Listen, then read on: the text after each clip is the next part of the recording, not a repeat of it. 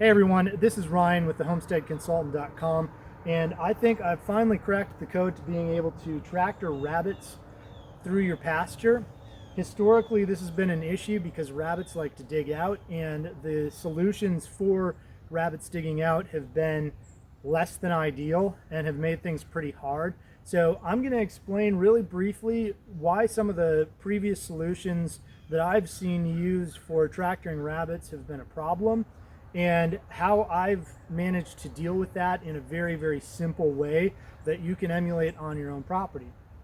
So one of the ways that people deal with the issue of rabbits being able to dig out of their containment is to put thin wooden slats all along the bottom that are too thin for the rabbits to dig out. But that has three problems that I can tell, or that I've come up with so far. One is that as you move the tractor, it pushes the grass down and reduces the access for the rabbits to that given patch of grass or forage.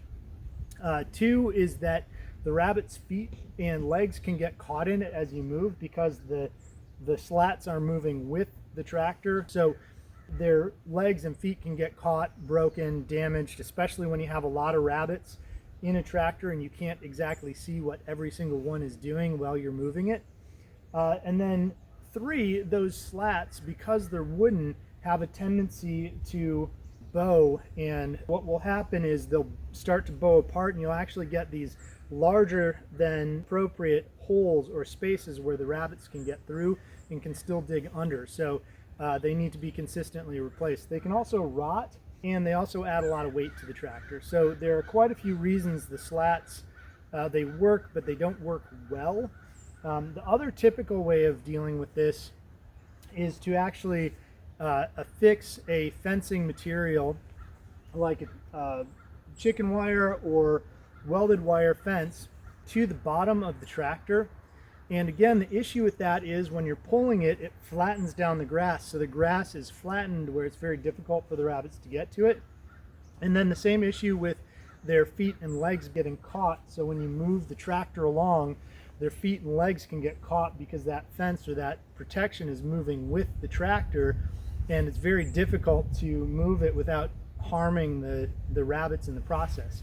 So there's a surprisingly simple solution, and that is actually using this welded wire fence that you can see right here underneath, but not affixing it to the tractor.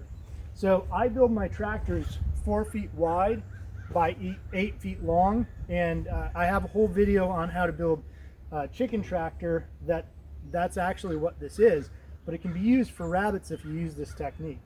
And there's several reasons, which I go through in the other video, on why I build them this size, but some of the most common reasons are that the width at 4 feet and the length at 8 feet means that I can use dimensional lumber in a very efficient way, but it also means that this welded wire fence, which commonly comes in 5 to 6 foot tall sections and then 50 feet to 100 feet long, is perfect for being able to pull these tractors over the top of the fence. So I can roll out, say, a section of 50 foot long by 5 foot wide welded wire fence, and then I can pull the tractor over the top of it.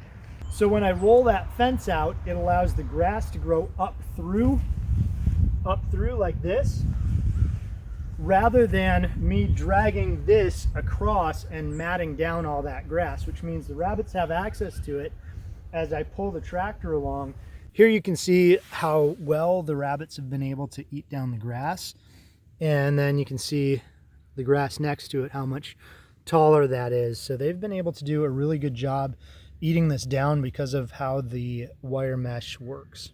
It also means that the fencing stays in place where it is. So when I pull the tractor along, even though the rabbits may be staying in one spot, their legs and feet are not going to be caught by the system moving.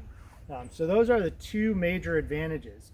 Now, what you can also do is, say, have 2 rolls of this welded wire fencing, and so when you get to the end of one roll, you roll out the next and you pull your tractor onto that, and then you can roll up the first roll, and you can just keep leapfrogging those down further and further wherever you're going. And when you want to turn, you take your next roll and you run it the opposite direction, and you turn the tractor around and start pulling it on the fence again.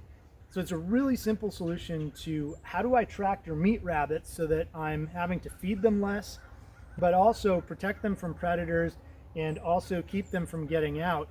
This simple solution does all of those things with very little downside.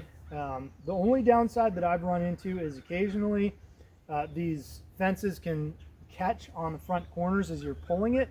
So if you make the pull ropes like this shorter, and then you can lift the front up a little bit, or the other possibility is to take something like PVC, say a 2-inch PVC, cut it in half, and then run it along the bottom of the tractors. That would give you a smooth edge for the tractors to run along this fencing. And I think I've done that with chicken tractors before, and it works quite well. I think it would work really well here, but I haven't tried it yet, so I can't say absolutely for sure. But that is really the only issue that I've run into, is occasionally the front corners of these tractors will get caught on the fencing as we pull it along.